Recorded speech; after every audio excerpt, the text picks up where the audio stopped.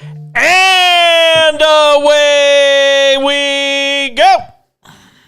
Tuesday edition of the show. So good to be with you all on SportsMap Radio, our affiliates across the country, worldwide on the SportsMap Radio app. We got a lot to do over the next 3 hours, but don't we always?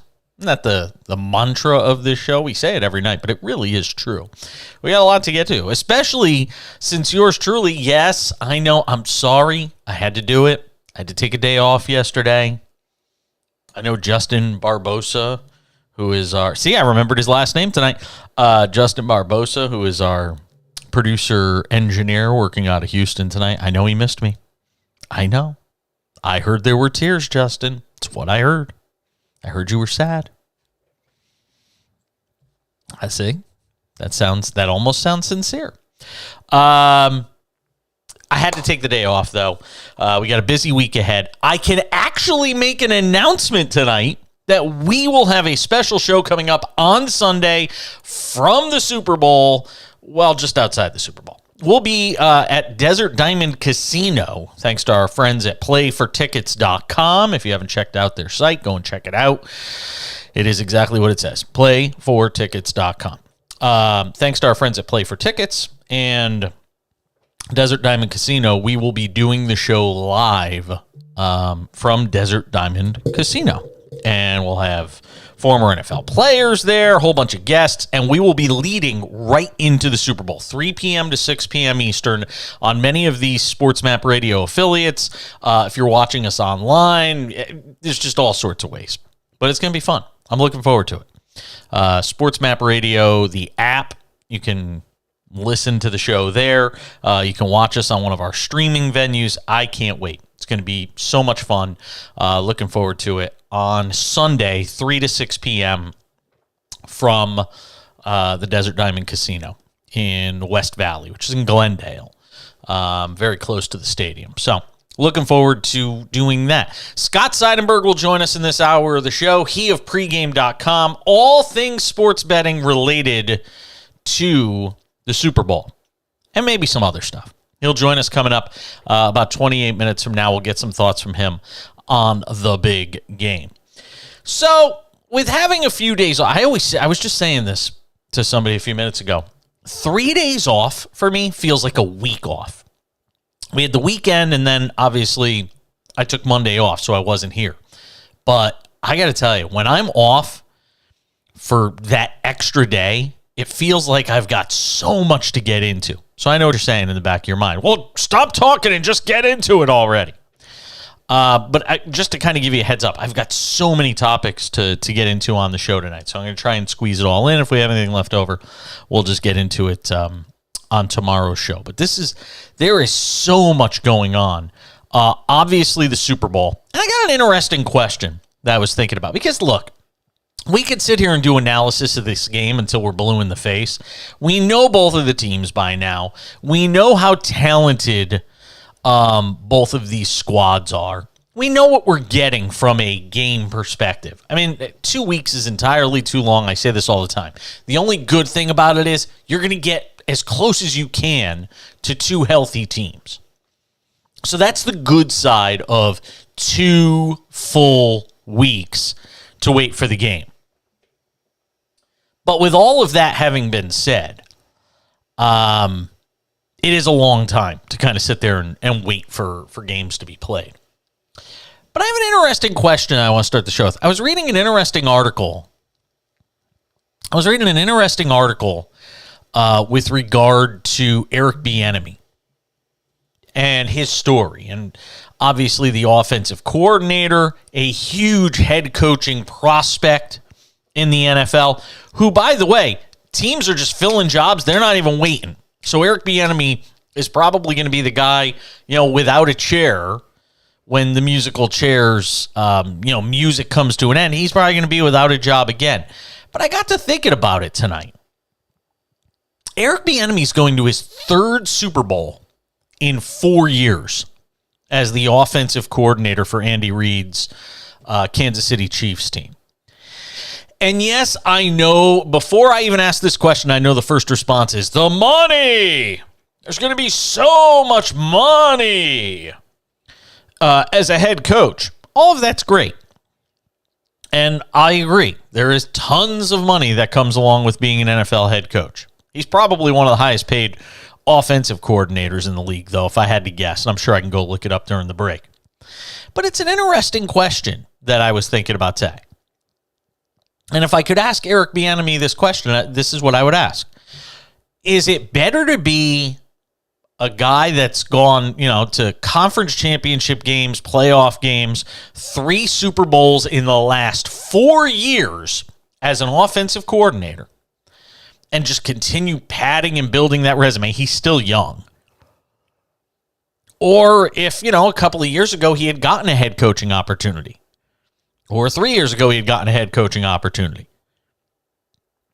Is it almost better to have been an offensive coordinator on Super Bowl challenging teams, or be a head coach on a team that sucks for 3 years and you get fired and you have to go back to being an offensive coordinator, and probably at a team that's struggling because you're just coming out of a head coaching gig and you've got to fix somebody else's offensive coordinator problem?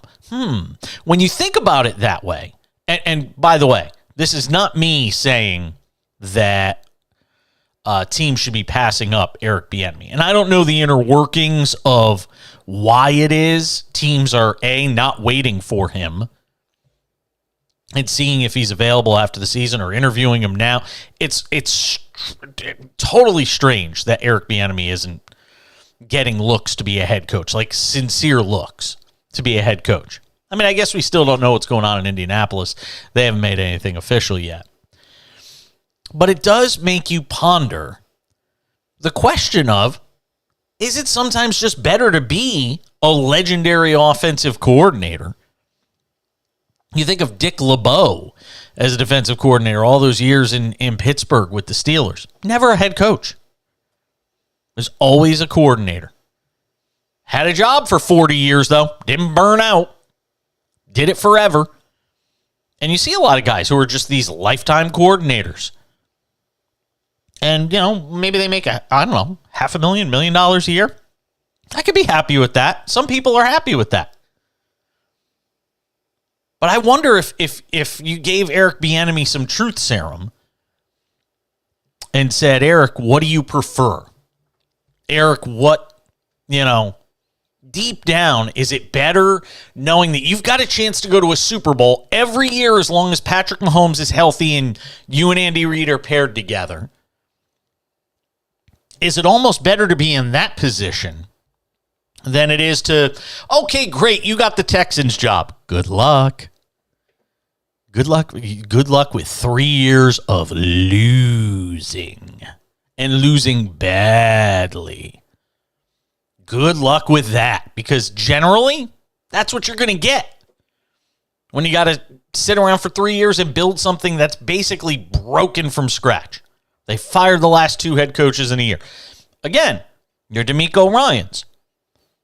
And maybe it's a difference between being a defensive coordinator and an offensive coordinator. I think that's an interesting aspect of this. Offense is way more glamorous. And the league is built around offense. It's a league geared towards favoring the offense. Are you almost in a better position as an offensive coordinator than hanging around this day and age as a defensive coordinator? And again, for Eric Bieniemy, there's worse places you could be stuck if he is in what you would call football purgatory. Not heaven, not hell. Doesn't have his head coaching gig. But if there's a bad place to be in a waiting room, man, the Kansas City Chiefs as offensive coordinator, there are worse waiting rooms you could be sitting in. Trust me, I've been in them. It's not a terrible position to be in. Again, not saying he shouldn't be a head coach, not saying there hasn't been some sort of, I don't want to use the word discrimination, because then it becomes strictly racial. And again, there's other black coaches being hired around the league. Not at the number that they should be, but there are other black coaches being hired. So you don't know what the reason is, what the logic is. Why is he being shut out? But what you do know is he's not in a bad spot right now. On his way to a third Super Bowl in 4 years and a damn good chance to win a second Super Bowl ring. His resume will be second to none. And who knows? Maybe he didn't even want any of the jobs available this year. Maybe he didn't want any of the openings this year. Maybe he's waiting for something better to come along. Maybe Andy Reid has told him, hey, I'm going to retire someday and you shall inherit the earth. You ever think of that? Just because you haven't heard it, just because Adam Schefter is reporting, or Mike Florio is reporting, or Stephen A. Oh, wait, he only does basketball. Or, Mike Garofalo is reporting. If you're not hearing that, well, then it can't be happening. Well, how do you know? Maybe Andy Reid has already basically said, Eric Bieniemy's my coach in waiting. Or just not making it public. It's not out of the realm of possibility. And if that's what Eric Bieniemy is waiting for, I mean, if Andy Reid wins a Super Bowl this year, what's to say Andy Reid doesn't decide, I got 2 rings, I'm walking away. I'm a Hall of Fame head coach. I don't want to die on the sidelines. Who's to say? Nobody knows. All I know is I wouldn't mind being Eric Bieniemy right now. Coming back. Some guy's going for a record in basketball. I don't know anything about it. We'll get to it next.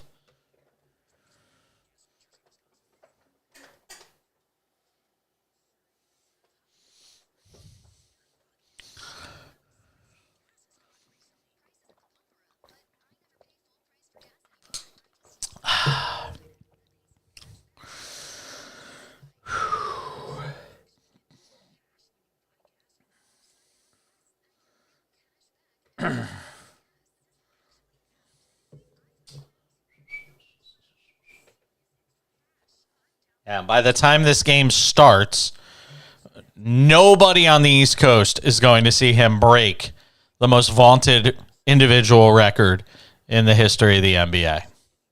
That's sad.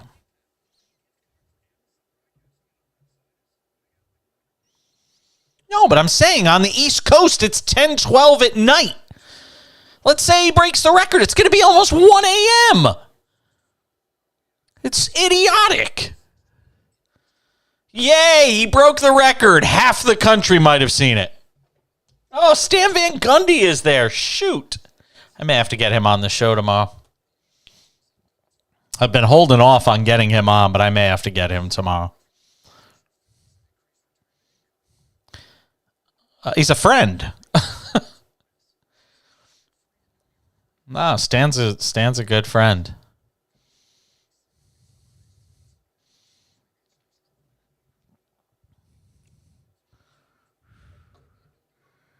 That's what he's doing. Yes, he's on the game tonight. Yeah, he's in the game tonight with Brian Anderson.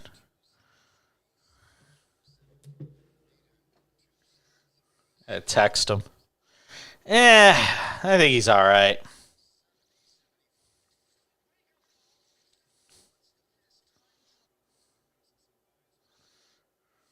Of course. Yeah, and he hates the Yankees, which is why I can't stand them. It's true.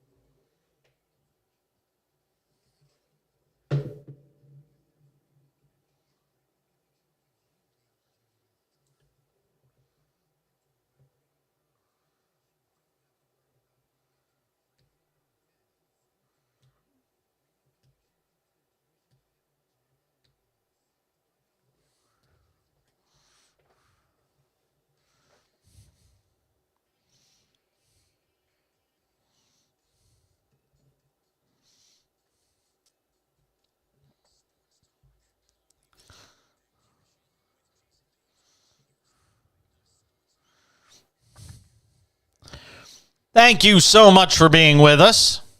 Thank you, Chad Erickson, for the introduction. Can't wait to be down in Glendale for a day. I'm literally going there the day of the Super Bowl. We're doing a show from Desert Diamond Casino in Glendale from 3 to 6 p.m. Eastern leading into the game. And then I'm debating whether I'm going to stay there and watch the game or get in my car and go home. I don't know. I'm not sure what I'm going to do. Maybe I'll hang out and watch the game. It's just... I mean, literally hotel rooms in Glendale right now are $1,000. To stay at a Motel 6 is $899. It's a Motel 6. If you shine a blue light on the mattress, you'll be terrified. $899. It's just a disaster. So, I know because I've stayed at Motel 6s from Connecticut all the way to California. Over the years, because it's a great budget travel option. If you're traveling across the country, you just need to get a few hours of sleep. Boom, you pop into one, sleep on.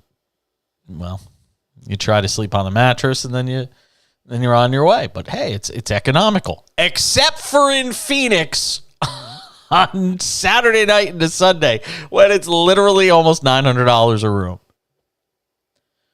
Let me tell you, if I'm spending $899, I better be at the Ritz-Carlton, baby. Oh, man. But it is what it is, I guess, right? It's that time of the year. That's when the hotels make their money. And they're all sold out. Like, you can't get a room in most hotels. It wouldn't even matter what the price is. They're all sold out. Cannot get a room. It's amazing. So they tell me there's something big going on in Los Angeles tonight. History-making game, potentially. LeBron James is going for the all-time scoring record. He needs 37 tonight to break the record, I believe. 36 to tie, 37 to break the record of Kareem Abdul-Jabbar. Hey, you're Kareem Abdul-Jabbar. We'll see if he does it against Oklahoma City. You got a feeling he'd probably like to get it over with tonight. Kareem's there, too. I see him in the front row. Got a front row seat to history. First, he created history. Now he's got a front row seat for it. I remember when Kareem broke the record. I was like 9 or 10, something like that. But LeBron's got a chance at history tonight, a shot to break Kareem Abdul-Jabbar's record. And here's the best part. Half the country won't even see it. And look, this is where I'm sorry. If you're the NBA, it's just, it's laughable that on the night one of your most hallowed records is going to fall, on the night where one of the most significant marks by one of the most significant players in the history of the game is about to fall, you cannot have the game start at 10:10 p.m. Eastern Time. You cannot do it. But the NBA's done it. And then we wonder why nobody watches regular season basketball. I'll be fascinated to see what kind of a number this game does tonight. How many fans? Are real NBA fans on the East Coast going to stay up until, 1 a.m.? No, really. You're probably talking 1 a.m., pretty damn close on the East Coast. Central time zone, you see it after midnight? I go walking after midnight, watching LeBron James. That's what they're going to be doing. For us on the West Coast, we get it all. That's why I always say, West Coast life as a sports fan, man, there ain't nothing better. I'm watching NFL football at 10 a.m., watching day baseball with my breakfast. I get Yankee games at 4 o'clock, 4:30 in the afternoon. Done by 7:30, I can go on my way, out at the bar, having a drink. I mean, it doesn't get better than living on the West Coast. For when it comes to sports, you want to live on the West Coast. And we've got some great stadiums out here. Petco, Dodger Stadium, you name it. Up in the Bay Area, the Giants, Oracle Park, fantastic. But it is, it's pretty mind-blowing when you think about the fact that the NBA's biggest record is going to, it's like, tree falls in the forest, does anybody hear it? Well, if LeBron James breaks the record tonight, will anybody have seen it? Or will he break it on Thursday night against Milwaukee, which means the good land? At least that's what they said in Wayne's World. Lakers lead the Thunder 14-13, keeping an eye on live betting because that's what we do. Lakers up 14-13. They are minus 310 on the money line. Thunder plus 230, plus 6.5 to the Thunder. 241.5 is your total on the game. Is there any special wagers on LeBron in this game? Can we see? I'm just curious if there was a special LeBron line. No special LeBron line. At least not on FanDuel. Player points. Oh, here we go. LeBron, let's see. LeBron player points. He's got 3 right now, and it's locked. So LeBron has 3 in the early going. And again, that number right now is locked. You can do a bet on player points. We'll keep an eye on that as we go through the night as well. But interesting night in the NBA. Knicks beat the Magic on the road tonight. We always mention the Knicks first because I'm from the East Coast. So we'll always give love to them first. Largest live line going right now has to be in Denver, where the Nuggets lead the T-Wolves 79-48 at the half. Thank God that isn't the TV game right now. It is Minnesota plus 27.5 on your live spread. 240.5 is the total. It just went final in Memphis. Grizzlies beat the Bulls 104-89. By the way, John Morant wants to talk about the fact that he thinks the Grizzlies are the most hated team in the league right now. Well, it's because they want to be. Don't give this BS that there's some narrative out there that you're the most hated team in the league. You have made it your goal to be the most hated team in the league. Dylan Brooks, anybody? Taking shots at Donovan Mitchell's you-know-what? His happy parts? His happy bits? Or his not-so-happy bits after Dylan Brooks got done with him? I mean, come on. You got Steven Adams on your team. You're trying. You're obviously... You're obviously going for a certain sort of look as a team. You want to be the most hated. You want to try and get teams off their game. Get them to play your game. And by the way, it's working by and large. I don't think it works in a 7-game series, though. When you're going your best against somebody else's best for best of 7 games, I'm not buying Memphis yet. I'll let the Rick Buchers and Tim Leglers of the world, not Rick Bucher, sorry. I don't want to put Rick out there, because Rick's good. But the Tim Leglers of the world who will sit there and say, no, I take him seriously as a title contender. Based on what? Based on what?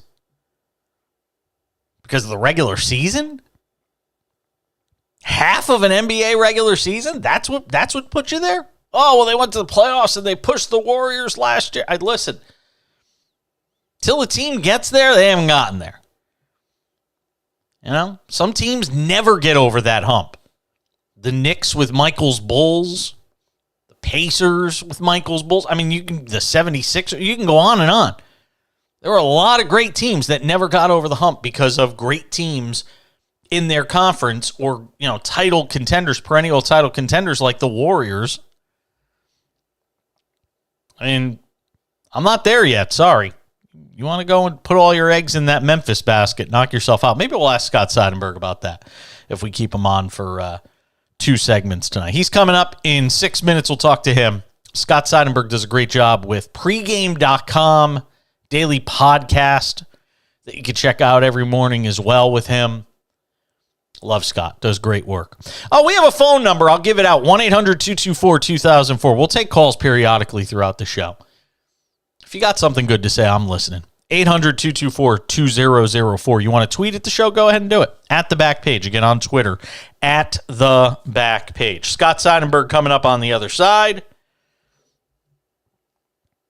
We'll get to that. See what he thinks about some of these Super Bowl prop bets. Heads or tails? What are you taking, Scott? Would he hang up on me if I asked him that? I don't know. We'll find out, I guess, because I'll probably ask it. I'm Jason Page. This is the Cash In on SportsMap Radio.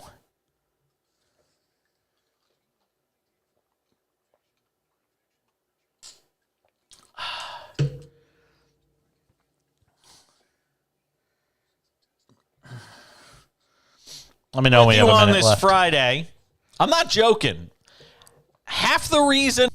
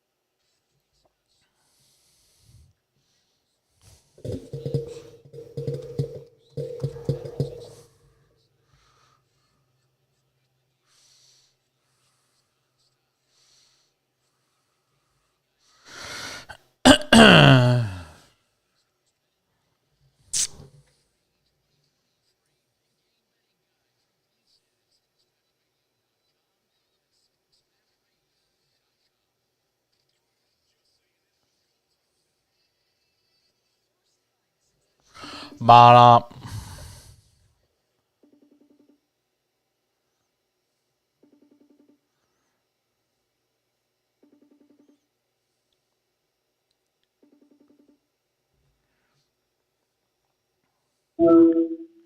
There he is.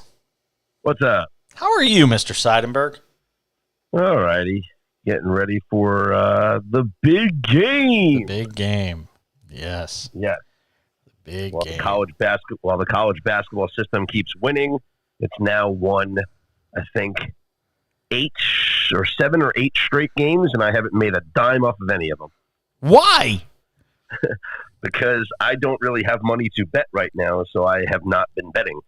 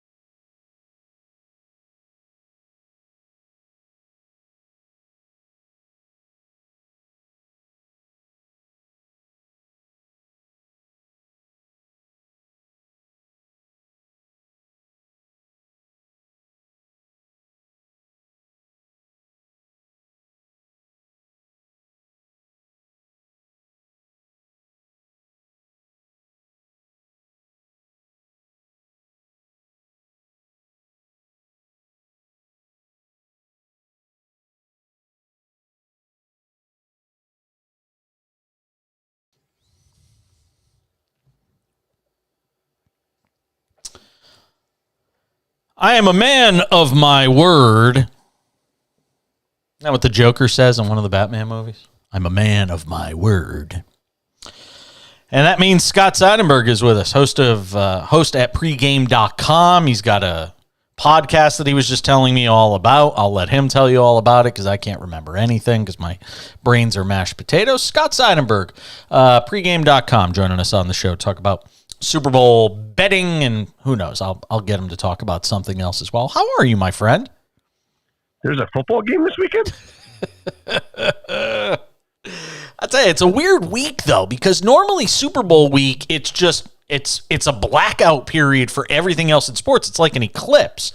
And that's not the case this year because you had the Kyrie news, and obviously, and we can even talk about what that did to the betting odds for the Mavericks, because I'm sure you know better than I do, because I talk about betting on my show, but you live the betting lifestyle.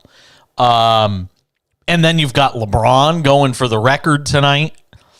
I mean, it's kind of a weird thing because there's other stuff going on besides the Super Bowl. And quite honestly, it's not a week where you're going to get a ton of news made, at least if the coaches have it their way at the Super Bowl until the game on Sunday anyway. Yeah, it's true. And, the whole week leading up to the Super Bowl has just become, almost a caricature of what it used to be, right? Mm-hmm. And you could either spend the entire week hearing from nameless athletes and celebrities pushing products, or you could talk about the serious stuff that's going on this entire week, and there is stuff to talk about. It is an exciting week of sports. You know what's funny? I interviewed, first Super Bowl radio row I ever did, I want to say it was 2009 in Miami, Indianapolis versus the Saints. I did radio row. It's my first radio row. I was working in Hartford. I interviewed Joe Montana, and I got to interview Joe friggin' Montana. Okay, now mind you, this is 14 years. I'm 31 years old.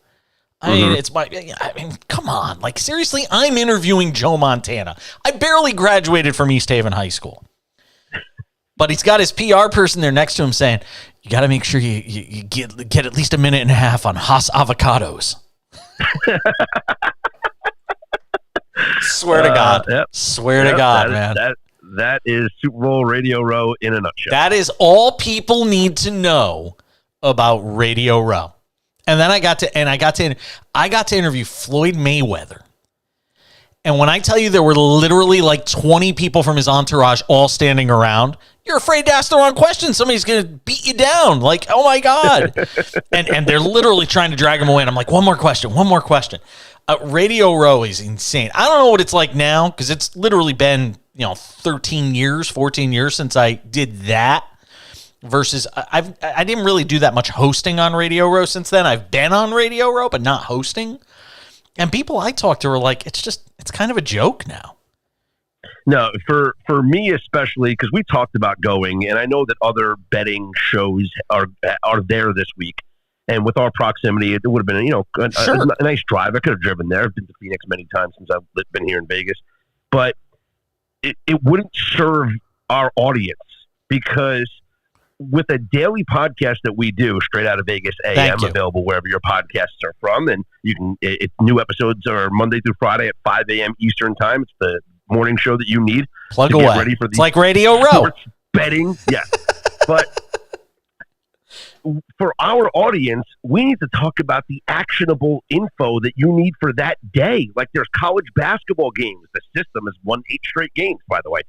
There's NHL games. There's the NBA. And I can't spend 45 minutes with an athlete pushing a product when I got to give my audience the info they need to make money tonight. We are a daily sports betting show, and that's why we decided not to go to Radio Row. This line has not moved, Scott. I mean, since the overnight, that first overnight, the line has not moved. I mean, it's 1.5, 104, 50.5 on FanDuel, which is who we use on this show. Otherwise, I'd drive myself crazy. And I'm sure you talk about price shopping. I'm sure you could. On the spread, it's probably not going to mean that much unless you think it's a 1-point game or something like that. But, and look, with 2-point conversions and all that stuff, you get weirder scores now than you used to. So there's always the possibility there. I mean, is the total 50.5? Is that pretty consistent across the board right now? No, 51 across the board. Oh, wow. So see, this is 50 and a half. On FanDuel, it's 50 and a half. It's moved to 51 across the board. And there actually is 2 books here in town have posted a 2 on the game. Wow. Now they could just be protecting their liabilities, right? Or they could be, it could be a sign of where the market is moving. For me, I think the only way that the only place I see this line moving is in favor of the Chiefs. As you get more and more information about player availability, guys practicing, we're hearing good news about the Chiefs wide receivers practicing. I can see more money coming in on the Chiefs, and this line actually dropping down from the 1.5 to maybe even as close to a pick 'em as we get. Wow. I got a question for you. I talked about this last week on the show, and it raised some eyebrows with some of my listeners, and they were like, oh, my God, I'm going to run and bet the under. The official in this game, whose name is escaping me. Yeah, Carl Cheffers. Mm-hmm. He's an under guy. He's also called his crew has called the most penalties in the league this year. This is what I'm talking about. So is under the pick? Well, no, because what people have to understand is, yes, Carl Cheffers' crew has called the most penalties this season. This is not Carl Cheffers' crew.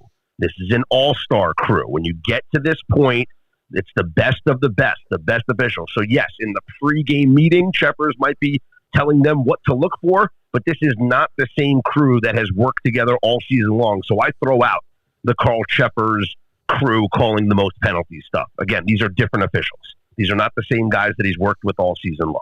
Wow. And as far as the total is concerned, it's honestly, I have a hard time picking a side or the total in this game. Props for me is the way to go. I have a list of I think like 26 of them already. And 26. Yeah. That's not even being an expert. That's being a junkie, dude. I'm gonna narrow it down to play my top one, my top few. But I think the prop market's the way that you can make money on this Super Bowl because, to me, yes, I lean Kansas City, and I would take Kansas City with the points. But this is as close of a game as you're gonna find. Do you even bother betting the stupid stuff like the coin toss and the national anthem? If you're going to bet the coin toss, look for a book that's not giving you juice. Like some of these books are cockroaches, and they're going to charge you minus 117, minus 112. It's all stupid. Don't see. People don't realize they just want to bet the 50-50 proposition. They don't realize the juice that comes into play with these things. So unless you're getting a fair, even money on both sides, don't bet the coin toss. All right, give me a couple of the prop bets that you like here. So my favorite bet of the game, I'll give it out to you for free because I like it. Wow.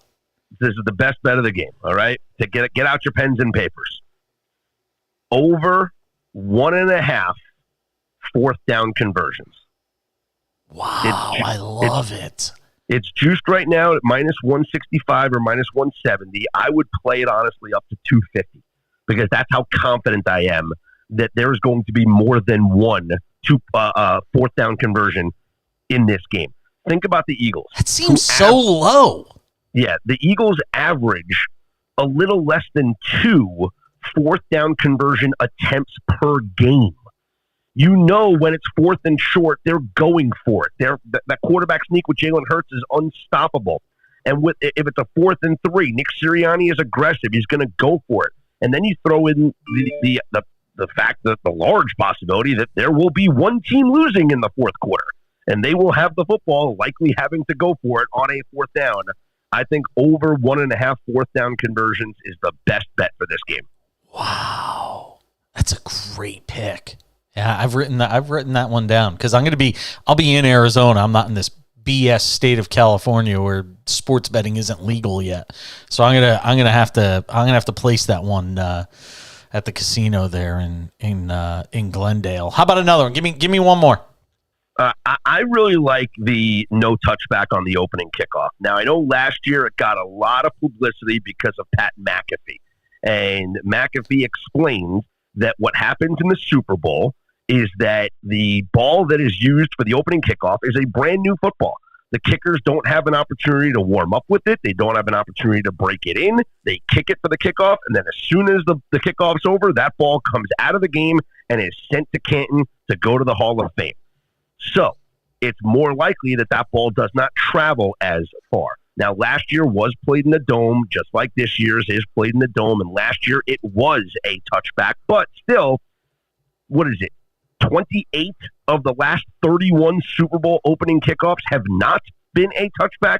And you get plus money on this. So you get the players amped up to try and make a play. They're in the Super Bowl. Even if they field it a couple of yards deep, they're taking it out. Can I hold you for a minute? Sure. Scott Seidenberg coming back. I'm going to hold him over. I'm going to make him do one more segment with me because I got to get a couple basketball questions in too. Stick around, more of the cash in. So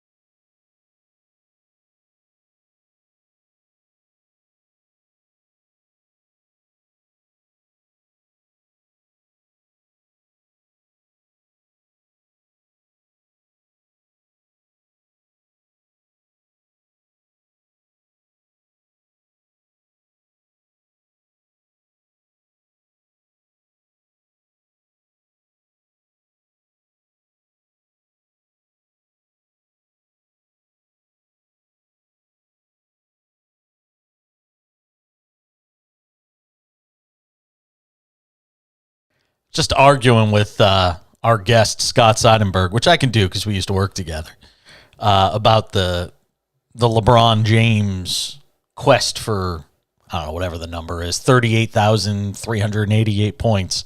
What do you have, 8 in the first quarter, Scott? Is that what you said? Yep, 8 in the first quarter. They're in the second quarter now, and I still think he gets it tonight in the fourth quarter. Because let me ask you this question, Jason Page. Fine. If LeBron comes close to his season average, he's got 29 to 30 points late in this game. You think he's coming out of the game? You're saying if it's a blowout or something like that, one way or the other? No matter what, if LeBron James does what he does on a night-in, night-out basis, his teammates are going to force-feed him the basketball in the final 4 minutes. He's going to take every single shot to get this record.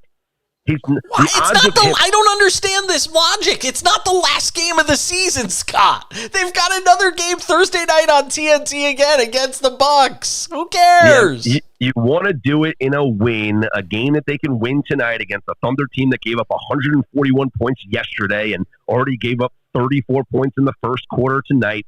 And you can stop the game for 5 minutes and everyone cheers and it'll be great. You don't do it in the first quarter against the Bucks in a game that they're probably going to lose. That's already a sellout anyway because it's Giannis and the Bucks in town. Here's what I honestly think happens. I think LeBron breaks it tonight, and I don't think LeBron plays on Thursday against the Bucks. Oh, just got an and one. Load management. No, I think you play him against them. Look, they can't afford to do load management when this team's trying to make the playoffs. And they beat Milwaukee in Milwaukee, by the way. So I don't think it's a foregone conclusion they get blown out on Thursday night. I just don't see the urgency to do it tonight. Like I said, it's going to be 1 a.m. on the East Coast. Your your biggest record in the history of basketball. Kareem's going to be nodding off by the time this game's over, sitting in the front row. Kareem already recorded his message. You know it's going to hit Twitter as soon as LeBron breaks. No, he's sitting there in the front row. I'm sorry. It drives me nuts that this game isn't going to be seen. 13 points. Here we go. Oh, he scored again. Oh, gee, he might break it by the half at this pace. Jesus. The books, by the way, juiced up his point prop tonight to 32.5. It's normally around 29.5 on a night in, night out basis. They juiced it up to 32.5. And I just felt like if he's going to break it, like you might as well go over because the odds of him falling between 29 and 35 are very unlikely. What was the Mavericks number before and after the Kyrie trade? You'd probably know better than I would. I know it's plus 1,500 now on FanDuel. What was it before? It was close to 30-1. Wow, they were up at 3,000? Yeah, and you know what's interesting now is you can still get them at a pretty good value to win the Western Conference, and I actually like that bet. To win the Western Conference, they're, I think, 7-1.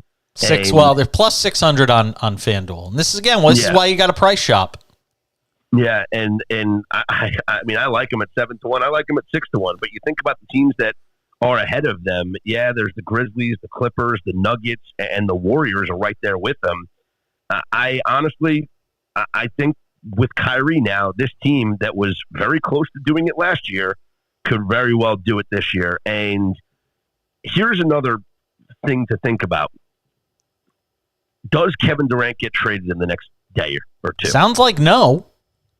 Yeah, because that was the big question mark. And I was thinking about the other day placing bets on on teams just for the potential of Durant being traded. Like betting the Phoenix Suns to win the NBA Finals, betting the Golden State Warriors to win the NBA Finals, just for the possibility of a Kevin Durant trade. But if you don't think it's going to happen, then you don't place those bets. Talking with Scott Seidenberg, host pregame.com. Straight Out of Vegas is his podcast that he works on so hard. You can catch it every morning. I think it uploads, they said 5 a.m. 5 a.m.? 5 a.m. Eastern time. 5 a.m. Eastern time, joining us here on the show. Go back to the Super Bowl here with me for a second. Other player prop bets that you like? I do like... So I like Mahomes over passing yards and passing attempts. And what I really like is Kelsey over receptions. There was a lot of talk last week about Kelsey and the back injury that he suffered in the practice right before the game. And people were worried his player prop total was bet down. I think everyone bet the under 78.5. I think he ended up with 78 yards. But I think he's fine because what we've seen from Kelsey the past week or so, he's everywhere, right? He's going to games. He's out in the public. If you are dealing with a back injury before the Super Bowl, you're not out and about. You're receiving treatment. You're getting it taken care of. I think Kelsey's fine, and he's going to have a major part in this offense. I don't necessarily like the over yardage, but I like the over catches for Travis Kelce. This probably should have been the first question I asked before asking you about all these prop bets, but I'll ask it anyway. They're saying a record 50.4 million adults are going to bet on the Super Bowl to the tune of about $16 billion. It's a lot of money. What's the best piece of advice you can give to the casual gambler who really only bets the Super Bowl every year? If they've got a couple $100 that they're looking to spread around, do you do 10 bets that you really like? Do you do, 5 bets at $40 a piece? How do you advise people on that sort of thing? Don't bet a same game parlay. Okay. I know you see them tweeted out all the time. They're all over social media. It's lots of fun. $5, he won 30 grand. Yeah, it doesn't happen. Okay. Save your money. Don't bet the 5, 6, 7, 8, 9, 10 leg same game parlays because you know what winds up happening, Jason, is people don't think smart when they place these same game parlays. But what I mean by that is their bets aren't correlated. They're contradictory. Okay? Yes. You can't bet under 51 and then pick 6 players to score anytime touchdown. It just doesn't make sense. You can't go under Patrick Mahomes passing yards and then go over Travis Kelce receiving yards, over Juju receiving yards, and Kadarius Toney anytime touchdown. These don't make sense. You have to plan out your game script and what you think is going to happen. If the Eagles are going to run the ball, then Jalen Hurts goes under his passing yards, and you look for the over on the Eagles running backs. If you think Mahomes has a big passing day, then you're going to do a correlated bet with someone like a Kelce or a Juju. So you just got to be smart with these things. What I would recommend to anybody, especially new bettors, take advantage of all the promos out there. A lot of these sports books are giving out free bets, profit boosts, promos. You can play them all against each other and take advantage of a lot of opportunities to get some extra money. Does the Clyde Edwards-Helaire injury status, does that impact, do you almost wait to do the Mahomes passing yardage prop bet, waiting to see what happens with him or not? No, what I would do is play the under on Jerick McKinnon, though.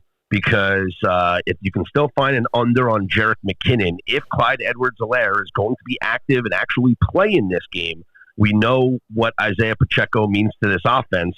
So if CEH gets some carries in this game, that means that Jerick McKinnon's not.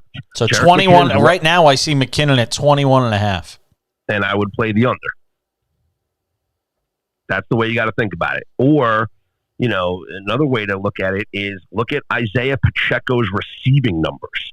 He did a really good job out of the backfield catching the football last game in the AFC Championship game. And if Clyde Edwards-Helaire is going to be active and getting some carries, I wouldn't be surprised with the injuries that the Chiefs have been dealing with the wide receiver position. If Pacheco lines up in the slot, if Pacheco is a receiver out of the backfield, if you have Pacheco and CEH on the field at the same time, I could see maybe a Pacheco receiving yardage prop. What do you think of the Hurts passing yards number? I see 238.5. Under. Wow. I'll tell you this. I agree. By the way, I agree with you. So you make me feel better. We got one quarterback here that kind of showed us that the injuries don't bother him, right? Everyone talked about Mahomes' ankle and nothing. There was nothing that affected him. We haven't seen Jalen Hurts show us that the shoulder is not an issue yet because he hasn't had to do anything. Yep. He didn't have to do anything in the entire playoffs, and he hasn't thrown for a ton of yardage yet. So we still haven't seen if the shoulder is an issue or not. for Jalen Hurts, I like under Hurts passing yards. He's Scott Seidenberg. He's the host at pregame.com, straight out of Vegas. Catch it on wherever you get your podcasts, 5 a.m. Eastern, Monday through Friday. I think Monday through Friday. Yes? Monday through Friday, yep. Scott, I always appreciate it, my friend. Enjoy the big game on Sunday. 14 for LeBron. Stick around.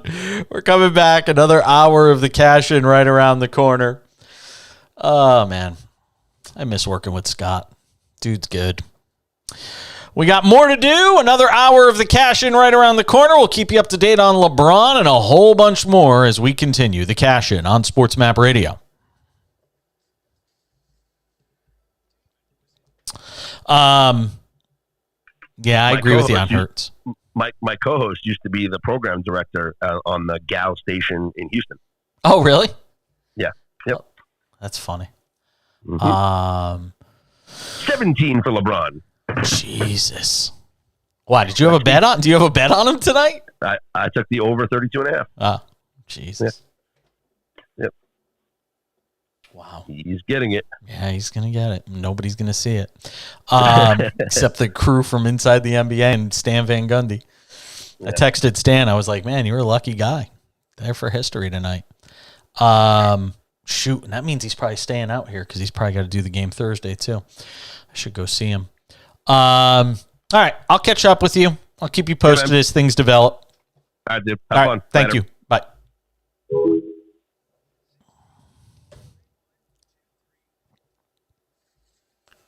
So, Justin, you are going to have to play back the first segment of that interview on your end because I forgot to hit record on the first segment on my end.